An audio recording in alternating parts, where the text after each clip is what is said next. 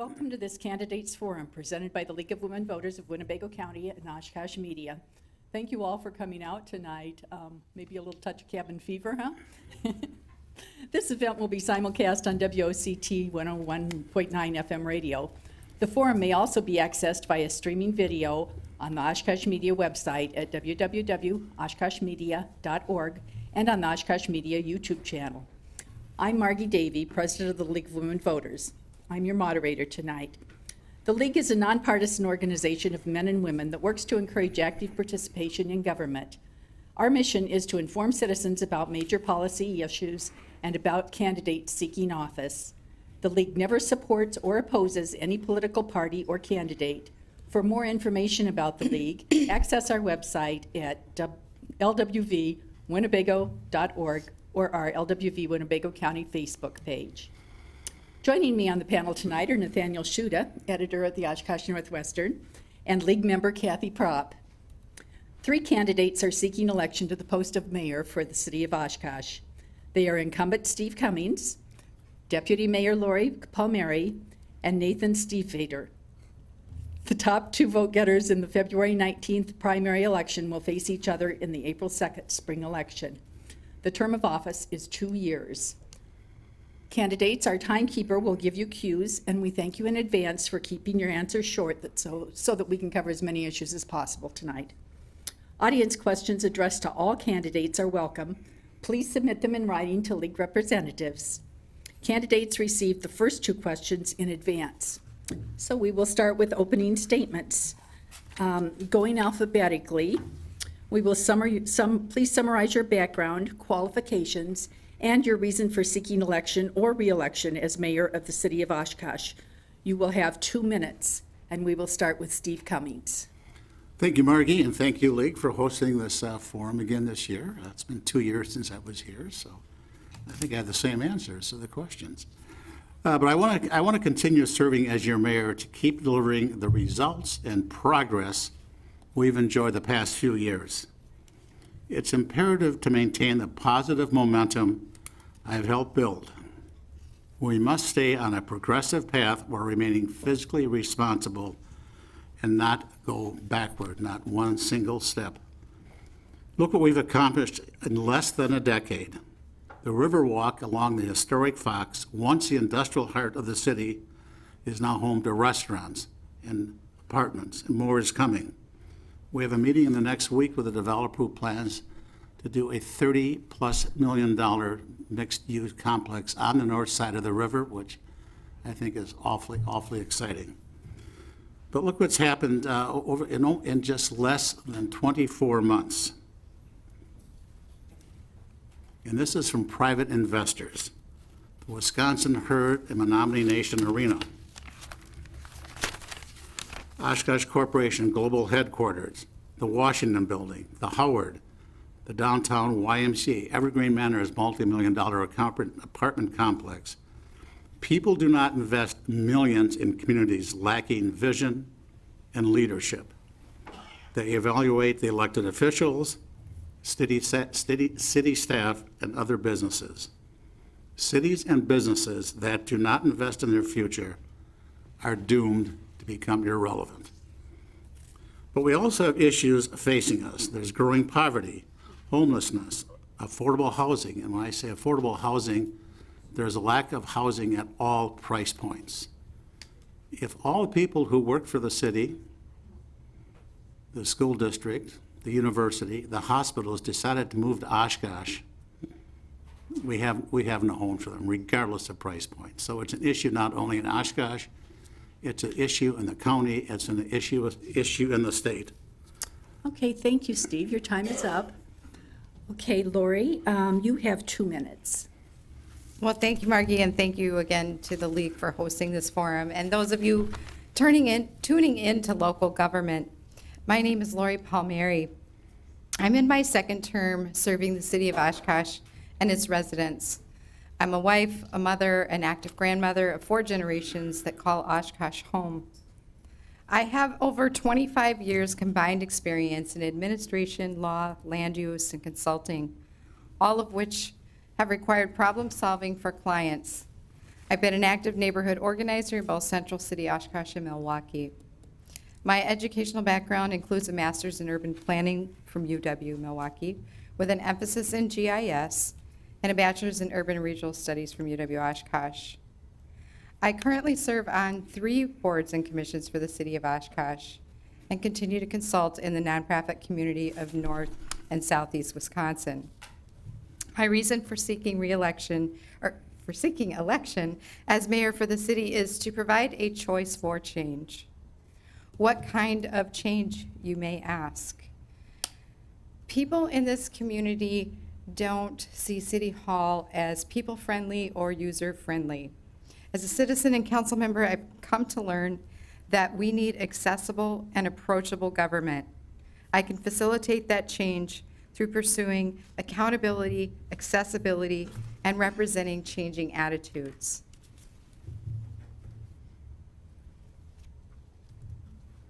You're done? Yes. You beat the time. Okay, next we'll hear from Nathan. Hello, and thank you. I'm being one of the newcomers up here. It's a little nerve-wracking. My name is Nate Stiefvater.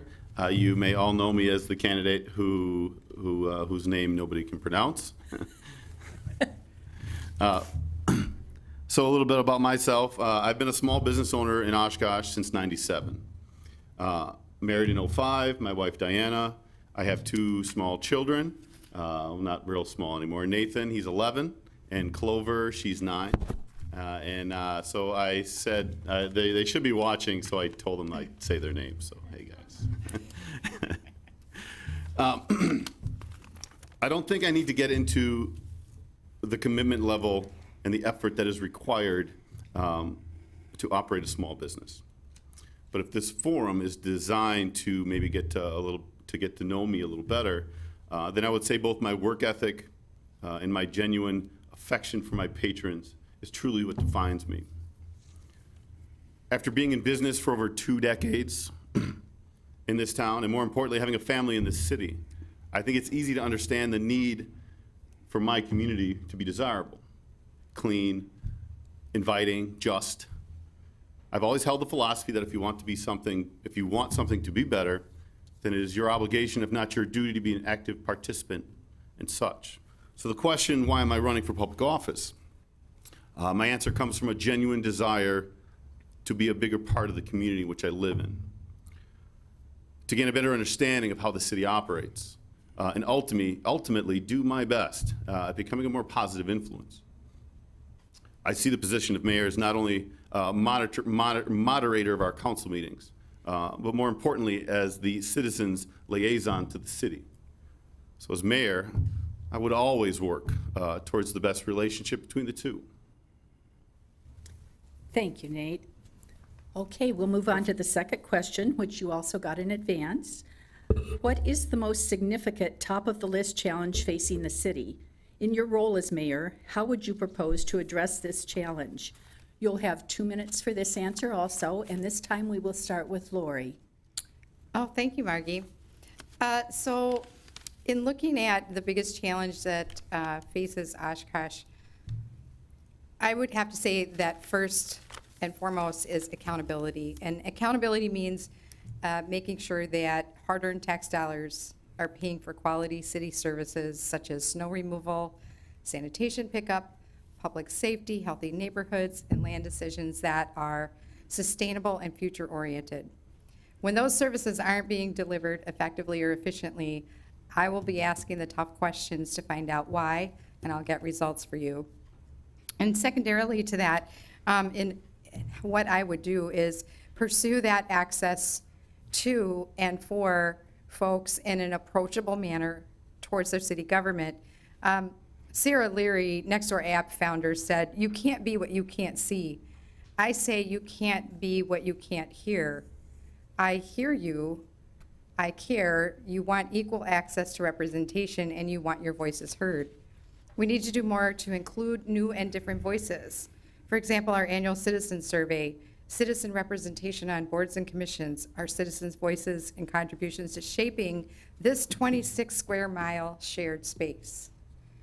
We need to do more to include those those folks. And in survey after survey, our current residents tell us that Oshkosh needs to do more to attract and retain diverse talent. They tell us that city government is not always as warm and welcoming as it should be, and I want to change that. How do I change that attitude? Oshkosh has been perceived as being uncomfortable with change, but those times are changing, and so are the attitudes. People no longer want Oshkosh to be isolated or insulated. They no longer accept business as usual as the acceptable response to the problems we face. And people often feel left out of major decisions. If you want to change the face of Oshkosh, I'm the choice for real change and future generation. That is respectful, responsible leadership. Thank you. Thank you, Lori. We'll go to you next, Nate. Thanks. I've been asked, why do I want to run? What is it about Oshkosh you want to change? And I always get stuck on that question. Because it's not really that I want to change Oshkosh. As Mayor Cummings had said before, man, I think Oshkosh has been moving in the right direction for some time. I mean, for the last 15 years. If all you have to do is take a drive around this town, you can't miss the things that are happening. The Riverwalk, the Oshkosh Corps, the Menominee Arena. Everything is shiny and new and exciting.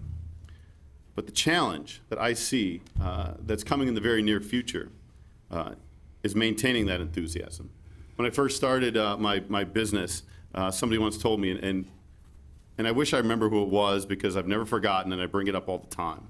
And what he said was, just be careful. Being new is easy. It's maintaining that's a bit trickier. If as a community that we fail to support and promote these endeavors, their shines will fade and their hardships, they'll be felt upon us all. As mayor, it will be my priority to visit and promote our small businesses. For this burden to promote and support eventually falls on them. Our entrepreneurs, our small businesses, they're the lifeblood of our community. They're the driving force of our culture. If we show our small business owners appreciation and the value that they deserve, in turn, they will bleed pride for our city.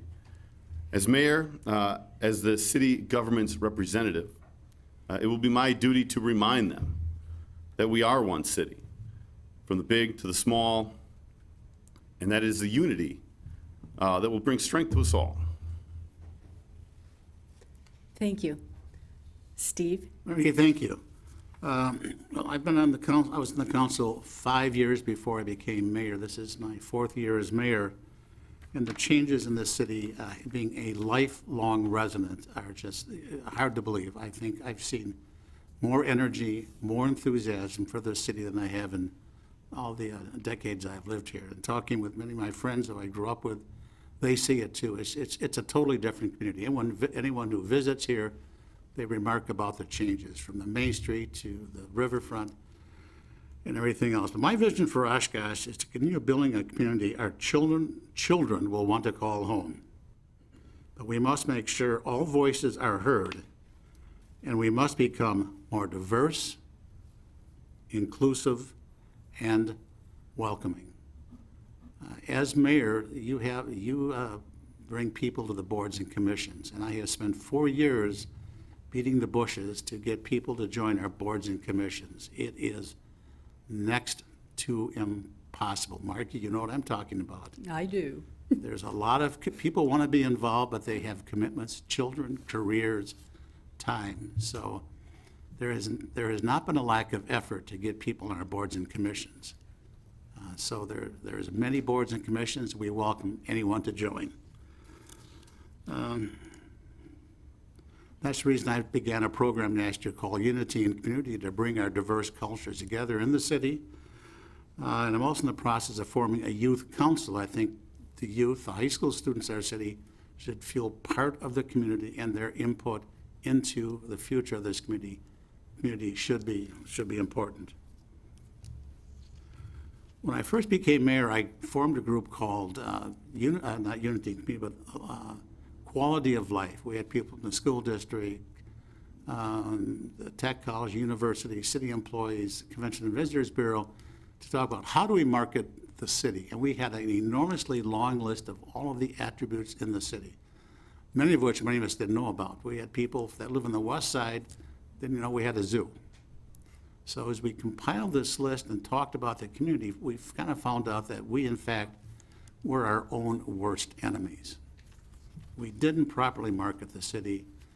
We focused too much on the people who were the naysayers, always finding fault and never finding anything good about the city. And that whole process has turned into what we're now calling an image campaign. We are working towards developing a marketing campaign to let the community know and have pride in their community and how they can contribute to the community. So it's been a very long process. Thank you, Steve. Thank you. Obviously, you all have a lot to share, and that's fantastic. We're now going to go to some of the questions that either have been submitted in advance or have been submitted tonight. Keep those questions coming. We're still incorporating them. We're going to let Nathaniel lead off with his first question. And you will be asking Nate first.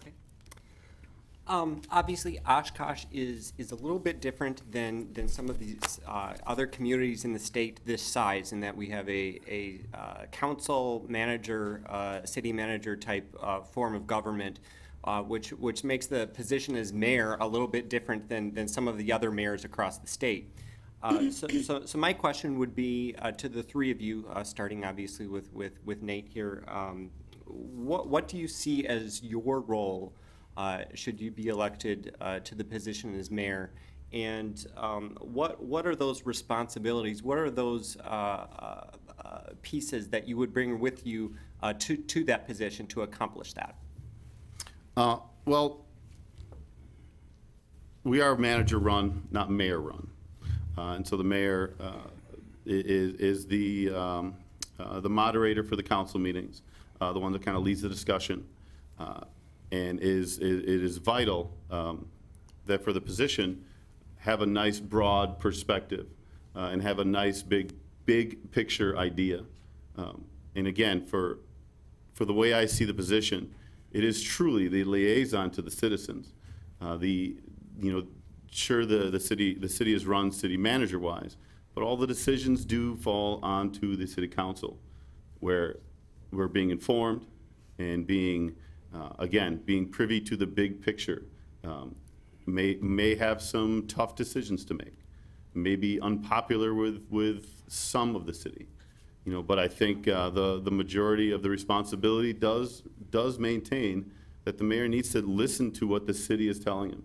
The citizens do have a voice, and we are the representatives of the city. I mean, we're the ones that we are the ones that speak for the citizens of the city. And if we forget that, and if we lose touch with them, then that's where this all falls apart. Thank you. We'll go on to Steve then. Thank you, Margie. Yeah, we're kind of unique in the state with our form of government, and of the two different forms, I like ours better because we have the council hire and, as they say, fire the city manager, and I think that allows the community to have the best person in that position because they are a trained professional. I'm not picking on my fellow mayors, I know a lot of them, but I just think we have a more professional form of government as a Chapter 64. I see the role of the mayor, and I've been doing it for 4 years. You're the visionary. You look to the future. Where do you want your community to go? Where do you want your hometown to go? What do you want it to be?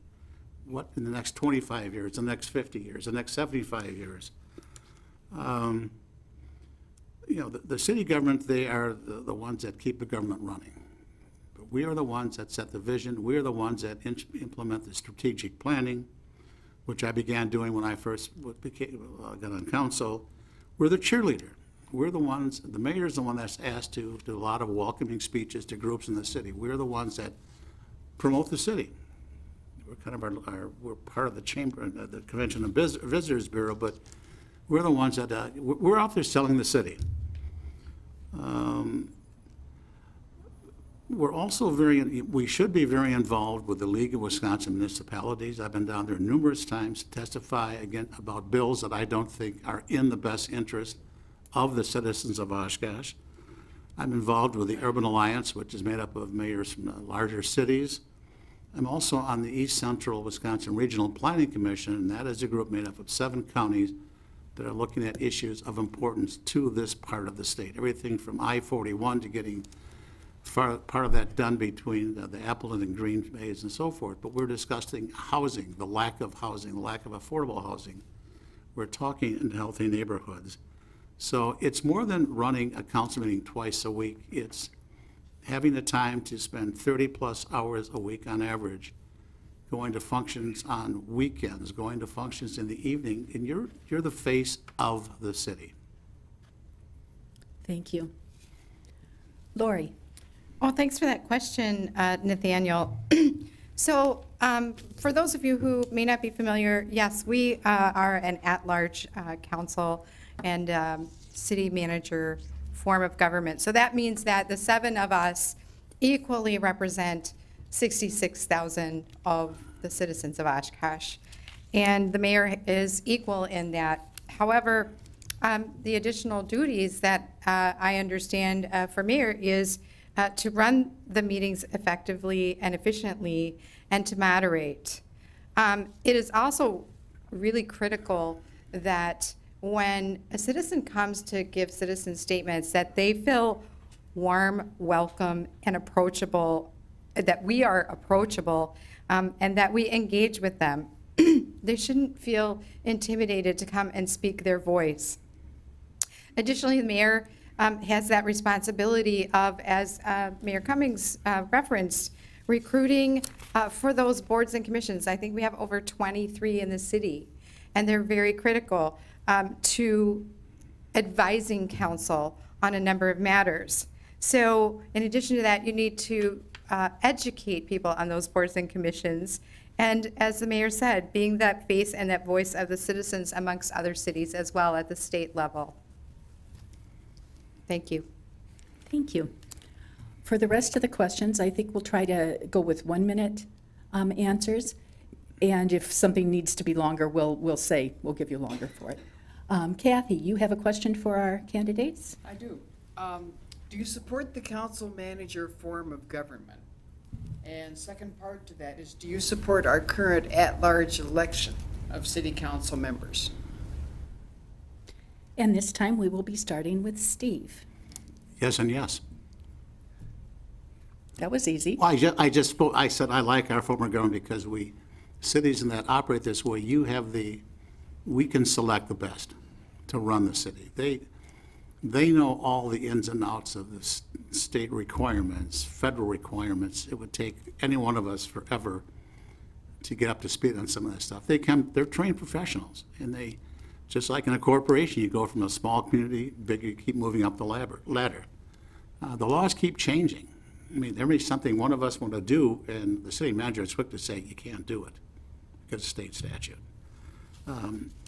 For next to ever, I've wanted to increase our boards and commissions by having non-residents serve on them as advisors, not voting members, but again, that gets into state statute. But we're missing out on a lot of good people to be on our boards and commissions. But I like that form of government. I think, as I've said before, it gives any community a highly trained professional. And yes, I like our at-large because we represent all the citizens of Oshkosh, not a given neighborhood. So it's a much more holistic approach to running the city. Thank you. We'll go to Lori next. Thank you, Margie. So currently, I do support it as it is has served us for a period of time. I can't really speak for future councils, but I believe there's also a hybrid form that crosses over. So it's not necessarily an either or. But in any event, I do currently support that. We do have the professional city manager who guides some of the agenda process, which is quite helpful to have that professional staff. But I can't guarantee that if another council or a future council that I might be part of would bring that up, that I would necessarily vote yes or no at that time. Okay, thank you. Nate? reiterating a lot of the same points, I guess. I'm a fan of the city manager position. Like Mayor Cummings said, and Lori said, it is a professional. It is somebody who is trained to do this kind of stuff for us, do the legwork, do all the stuff behind the scenes that needs to get done. And it does free up the council members and the mayor to be more of that liaison, more of that face that the city can talk to. Coming to a council meeting and trying to talk to, I think, the council members in different meetings, I don't think it just works. I think as mayor, if you have the time freed up to be in the city and to be in the small businesses, to be in the random functions and gatherings that happen, again, it is the city's liaison to the people, and it's a much better way for and much more approachable way for the citizens. I would say the only flaw is that maybe some neighborhoods are not adequately represented at times. Talking maybe more of an alderman situation, but our community is small enough that I don't think that really poses a problem for us yet. Okay, thank you. Nathaniel, you have another question, and you'd like to start with Lori, wouldn't you? Absolutely. Currently, the city supplements some of the costs related to public works projects by charging special assessments to property owners adjacent to those projects. Some new ideas have come forward recently, including a potential vehicle registration fee or so-called wheel tax, creating a traffic utility and other ideas as well. Is there a fair way to collect this money to help supplement these projects? And if so, what solution would you support? That's a really good question. I'm really glad you brought that up because it has been weighed in a number of times. The vehicle registration fee, also known as the wheel tax. There are a number of options that we have, and one of the more creative, newer ones that's been presented is that transportation utility fee, which is based more on your impervious surface area, if you will. And I know that some of the concerns in the past regarding the vehicle registration fee have been that it may not necessarily be as equitable. And I am very interested in getting more information. We're going to have more of that information come out to our neighbor, or from our neighbor in Neenah. We've received some interesting ways of pursuing that would also allow us to include not just the street special assessment piece, but also sidewalks if it's implemented. Thank you. We'll go to you next, Nate. Thank you. I'm not going to sit up here and try to tell you, politically speaking, that all taxes are bad and I'm anti-tax. I do believe we do live in a community. We are all neighbors. We all live in a place where we want our amenities to be better. That means street, it means sewer, it means everything that has to do with the community. So every once in a while, we all need to pitch in. Ergo, that's a tax. When it comes to this particular wheel tax, I'm a little on the fence. I understand it. I understand what it's supposed to do. But in my opinion, I feel it is a little too late. It is meant to try to curb some of these road workings with the sewer and all that good stuff. But half of the towns already paid it, and half of the towns already had those streets go through. So now I feel this is coming up to offset some of these streets that are now in the process of being repaired. So when it comes to a wheel tax, and when it comes to this particular one, it seems to be that it's just a little late. That maybe if this would have come up before all these projects started, I would have a much better view on it. Okay. And again, a tax needs to benefit everybody equally, and I just don't know if this one will. Okay, thank you, Nate. Steve? Thank you, Margie.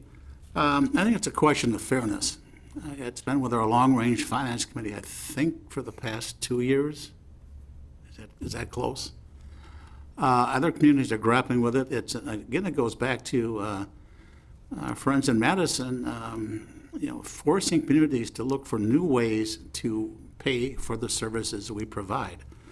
When I say fairness, I just got a bill for my street of $10,000. I live on a corner, so that's my second bill in less than 2 years. But I've got a nice street. Going through the spreadsheet for my entire street, which is a very long street, one thing the homeowner or the business owner, the property owner has to realize, they will still incur about 25% of the total cost because of laterals, sewer and water. So my $10,000 bill would have been $2,500, welcome relief. But I think it's fairness. There's a lot of homeowners that can't afford even smaller bills. They've got, they're the elderly, low income. They're being hit with some pretty good bills that could be a large percentage of the value of their home. So I think we've got to address this. And I think long-range finance it's an issue of fairness to all the community, the members in the community. Okay, thank you. Kathy, you have a question. Yes, this question was submitted in advance. How should Oshkosh respond to the increasing racial and ethnic diversity in our community? Would you support a new city staff position for diversity and inclusion? And this time we'll start with you, Nate.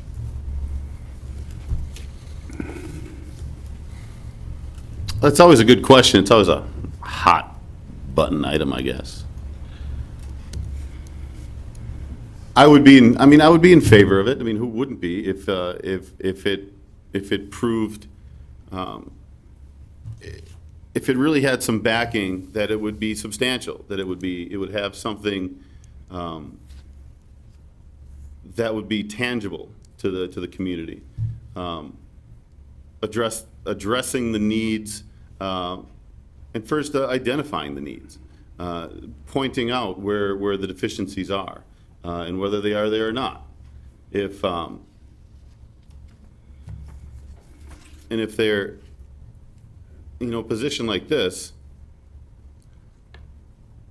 if it's brought to very positively, and again, it does address issues that do exist, then by all means, it'd be a fantastic way to deal with this, with issues.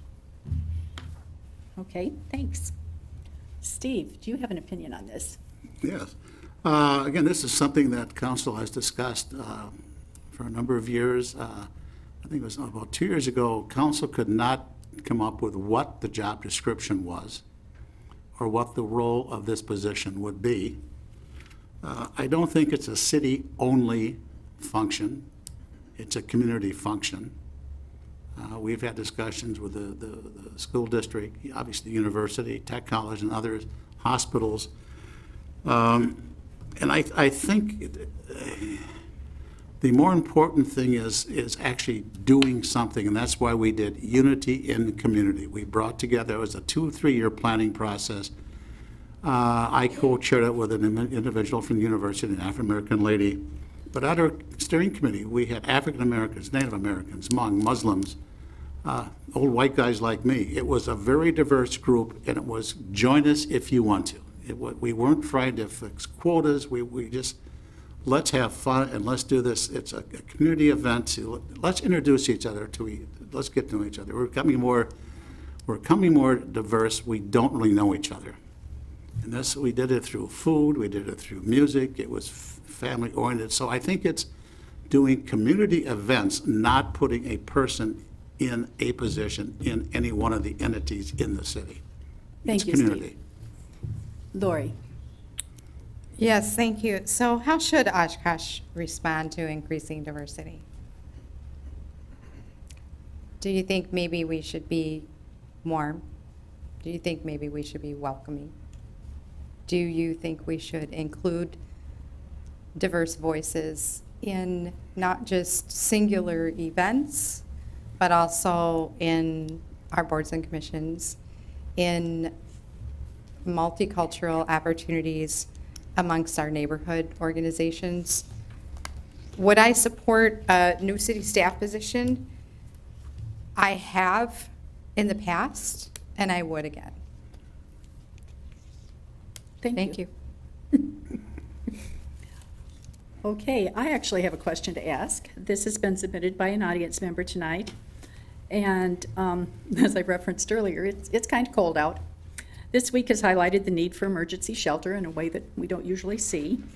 What role do you feel that the city could play in facilitation of a permanent temporary, or a permanent emergency shelter, keeping in mind that the current shelter has operated for 8 years on a temporary use permit? This time we will start with Steve. Again, I don't know if it's exclusively a City of Oshkosh issue. I think we've been very successful in collaboration throughout this city in recent years. I think these events go beyond just the City of Oshkosh. It involves a school district, it involves a university, it involves hospitals. I think we have to work together to find a solution to this problem. It's like we have a lot of problems, but not one person or one entity is going to solve this problem.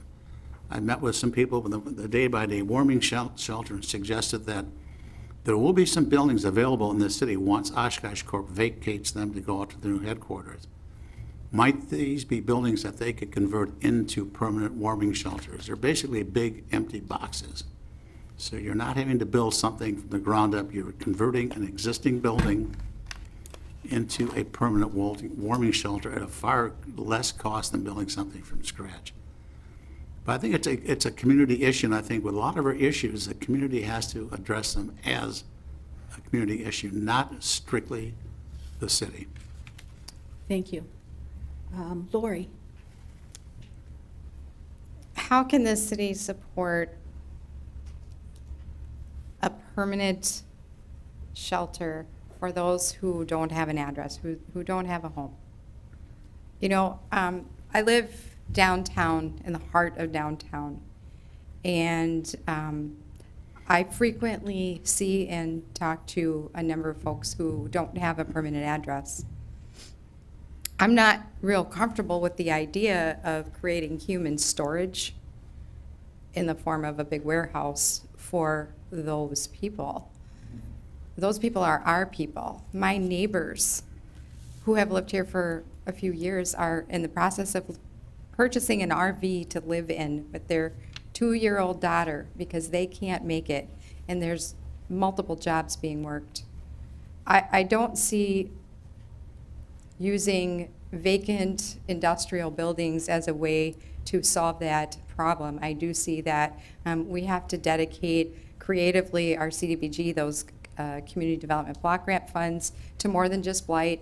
I believe there are opportunities for us to look at more creative ways and recognize those agencies and institutions who have known about this. And it's not people coming from outside the city for homeless services here. These are our people. Thank you, Lori. Nate? Well, I guess it comes down to, I see this as two issues. If the issue that we're talking about is literally not having enough space, then I'd be all for using some of these vacant buildings to create more space. I think the real issue, which is much more difficult to address, is the rehabilitation and getting some of these people the help they need to get into their own places. How do you get the homeless not to be homeless? And again, that's a tough question. You know, so if you're looking for permanent housing, you also don't want to be a city known as the place with the, you know, if you're homeless, come here because we have warehouses for you. If it's a matter of space, then these warming shelters, these people that toil. I was at the day-by-day warming shelter, and the place it's like 1,000 years old, and it is small. But if that's the issue, that we need more space, then I'd be all for, you know, trying to find bigger spaces for them. But I think the real issue is giving them the tools to help their people get skills and be able to move on. Thank you, Nate. Thanks. Your time's up. I know that was a very difficult question for 1 minute, so I apologize to all of you, but most of these issues, we could probably talk an hour on any one of them. Nathaniel, do you have an issue we can do in 1 minute? I certainly think so. Over our discussion here, we talked just now a little bit about people who have or who need help with places to live. This next question is focused on places where people might have a place to live, but focusing on the welfare and the safety of those places that people are living. Within the past year, we've heard a lot about the rental inspections program. And I'm wondering if the new revised program that we have now, whether you think it properly addresses the concerns about adequate health and safety conditions, but also still still protecting the rights of tenants, the rights of small business owners, and while also protecting those rights of the public safety aspect of it. Let's start with Steve this time. I thought you would. The rental inspection program that we have now is not ideal. It's workable. I just heard this evening from a member of the audience that already students in the campus area are receiving threatening letters from their landlords about allowing city inspectors in to look at their properties. That happened a year ago. I've been in Madison a number of times, and I think Ms. Palmeri was with me once when we testified with the legislatures about this. The problem is we have a lot of legislatures who are in the rental business, one of which is Speaker of the House Voss. They killed this bill as much as they could. As I said, it's workable. Our goal, I don't care what you pay in rent. I don't care if you pay $1,000 or if you pay $100, you are entitled for that money to clean, sanitary, and safe housing. It's not a real difficult concept. And I will keep fighting for this. I will keep fighting for the tenants. It affects not only college students, it affects the elderly, it affects the low income. There are a lot of people who income's not an issue. They're afraid to call to have something repaired because they think their rent will go up, or they might even get evicted. Thank you, Steve. I know, 1 minute, not long enough. I know. Lori, 1 minute. All right, so the revised rental inspections, are they adequate to protect renters' rights?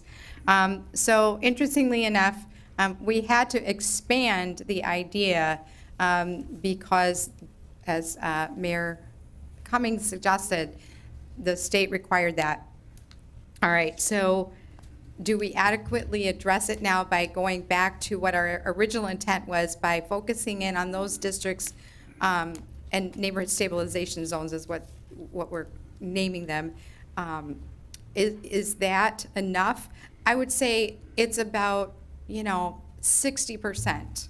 And we aren't far enough into it, but we spent so much time just trying to salvage the idea of protecting those renters' rights from things like retaliation, from things like a lack of heat or water or exposed wiring. And so this gives them an opportunity to basically kind of point to the city and say, well, it's mandatory, so I'm going to let them in, and it's a little safer.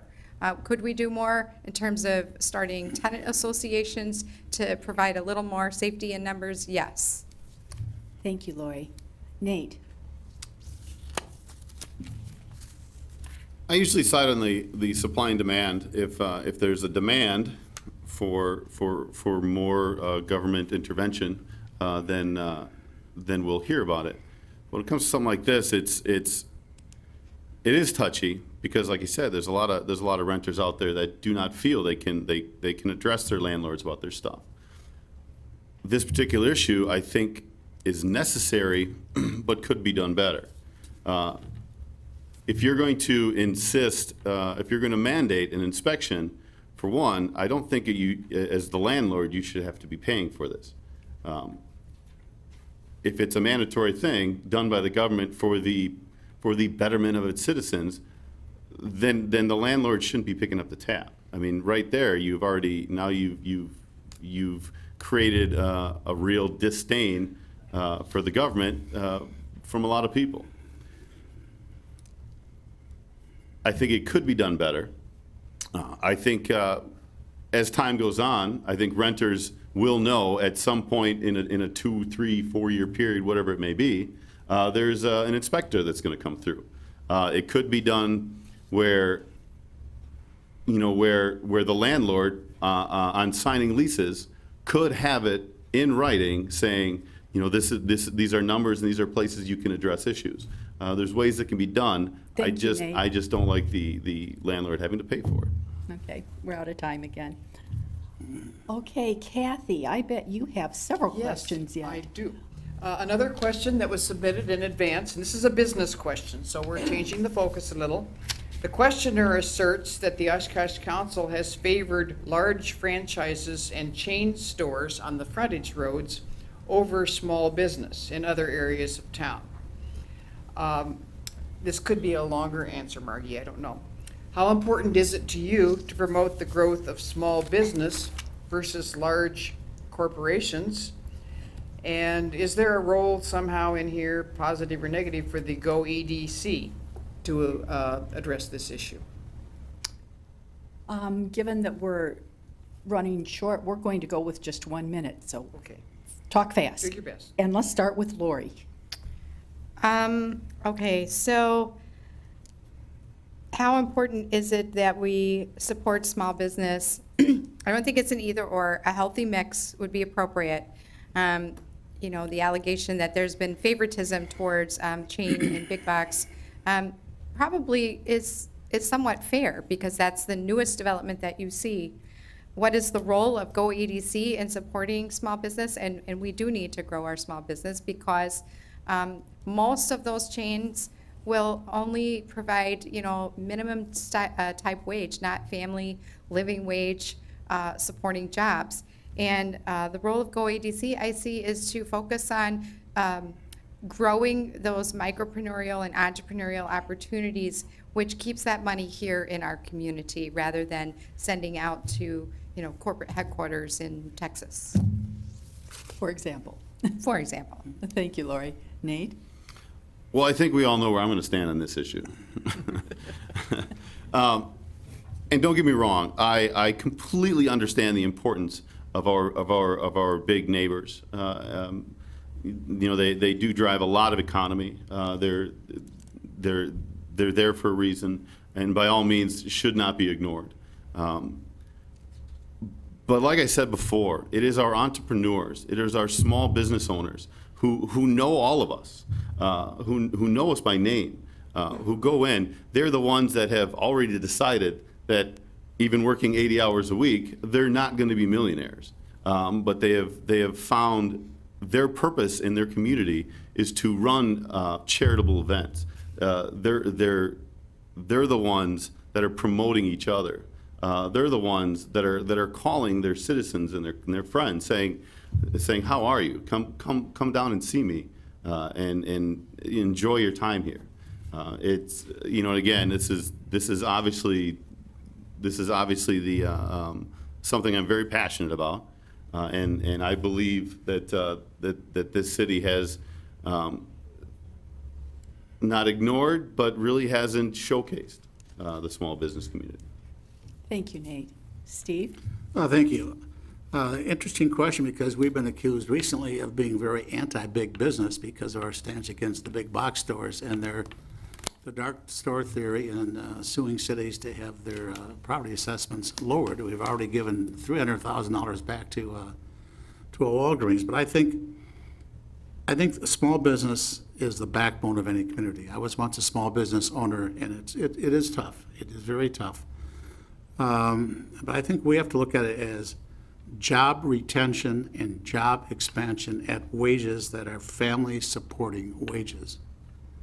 And I think we also have to focus, working with the Go EDC, we've had discussions, increasing minority business ownership in the community. I've had people tell me there are certain types of businesses are needed here I've been told, to cater to the needs of African-American women hairstyling, which I never gave it a second thought, but I've been told that there's a need for that people are traveling out of town. So I think we have to focus on, Main Street USA. And I think we're seeing a change in retailing. There's more and more bankruptcies going on. I think the days of the box stores they're not coming to an end, but the landscape is changing. Okay, thank you. Nathaniel, your final question. Oh, boy. No pressure. We talked a little bit about the rental inspections program, keeping with that theme of rentals. The council recently took up the idea of a short-term rental ordinance that would kind of regulate some of those smaller entities, not big hotels, motels, those types of things, but people who rent out their homes.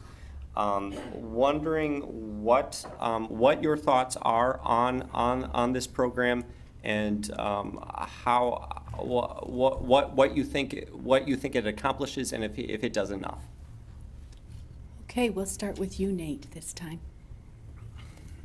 I just had heard about this, obviously, because I have a couple friends that I think rent their houses out.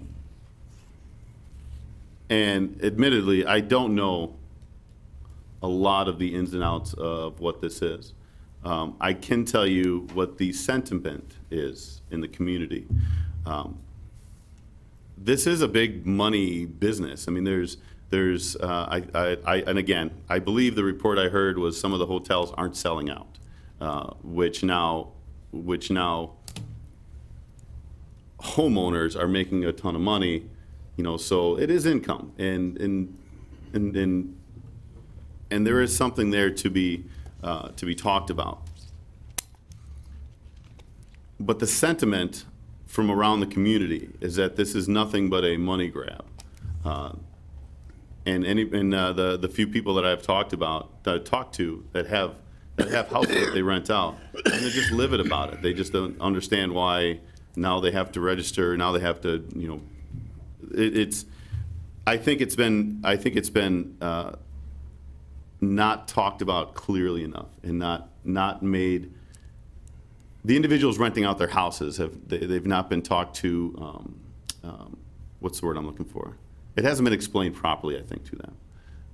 They haven't been made to understand, what and why this is going on. Okay, thank you. Steve? Thank you. Again, this is something, it's a state statute. I think the council is as confused right now what to do with it not. I mean, I'm sure there are council members who do rent out their homes for different events. I think there's two different schools of thought. There are people who think that I will take it out, it will come out of my profit, when in fact a hotel, it adds it to the bill. You're paying a room tax. There's pressure from the hotels, there's pressure from B&Bs. I guess it's an issue of fairness. We're stuck right now in how many days before the meter starts running? We've gone from 10 to 16 and back and forth, and I think at our last council meeting, I believe we took no action on it. We're not sure what to do with it. It's a fairness issue, and we don't want to drive business away from the city of Oshkosh. So I'm not sure what to do with it, quite frankly. Okay, Lori? So it is, you're right, it is an issue of fairness. And it's about protecting neighborhoods. It's about protecting our housing stock. It's about protecting our visitors so that they have a safe and healthy experience. Airbnb and VRBO and all of those types of hospitality, cottage hospitality industries can potentially price somebody out of a neighborhood. We already have a shortage of affordable housing here in the city. So by someone being able to essentially rent out an entire neighborhood at higher dollar amounts, it would price a family out of being able to rent that same house. And then, they may sit empty for half the year. We do have a lot of events, but that wouldn't necessarily fill all of those types of rentals year-round. So I do think it's a fairness issue, and we, as a council, did agree to lay this over so that we could study this a little more in depth and not do a reactionary, immediate decision on that. So I am looking forward to having further, more in-depth discussions with that. Okay, thank you. We probably have another 50 questions. Unfortunately, we don't have another 3 hours. So I'm afraid that with this, we are going to move on to conclusions from our candidates. Did we ask you guys to write anything? No, we didn't, because you're just going to say vote for me. I'm going to read this part instead. Okay, this concludes the forum for Oshkosh Mayor. The primary election is Tuesday, February 19th. You may vote for one of these 3 candidates for a 2-year term as Oshkosh Mayor. The 2 receiving the most votes on February 19th will appear on the April 2nd ballot. The polls are open from 7 a.m. to 8 p.m., and you may register when you go to vote on Election Day if you're not already registered. Take a proof of residence with you.